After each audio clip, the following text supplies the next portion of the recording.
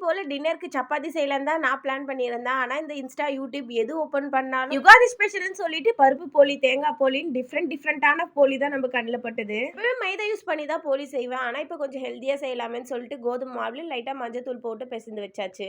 கடலை பருப்பு ஒரு 2 ஹவர்ஸ்க்கு முன்னாடியே ஊற வச்சுட்டு அதை குக்கர்ல வச்சு வேக வச்சாச்சு. மாவு நல்லா ஒரு 1/2 hour ஊறட்டுன்னு சொல்லிட்டு அதை அப்படியே விட்டுட்டு இந்த பக்கம் சப்பாத்திக்கு நல்லா கிரேவி ரெடி பண்ணிடலாம்னு சொல்லிட்டு உருளைக்கிழங்கையும் காலிஃபிளவரை வச்சு சூப்பரா ஒரு கிரேவி ரெடி பண்ணியாச்சு. ஹஸ்பண்ட் வர கொஞ்சம் லேட் ஆகும்னு சொல்லிட்டாங்க. சரி ஹஸ்பண்ட் வந்த உடனே போலி ரெடி பண்ணிக்கலாம்னு சொல்லிட்டு சப்பாத்தி போட்டு குட்டீஸ் 2 பேருக்கு கொடுத்தாச்சு.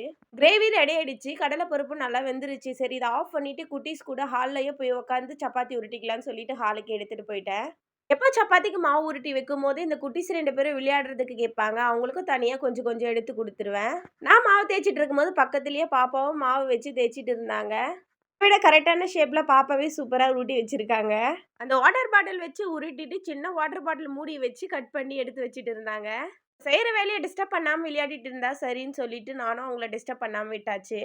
கிரேவி ரெடியான உடனே எடுத்து வச்சுட்டு சப்பாத்தி போடவும் ஸ்டார்ட் பண்ணிட்டேன். இதுக்கிடையிலேயே ஹஸ்பண்டும் வந்துட்டாங்க.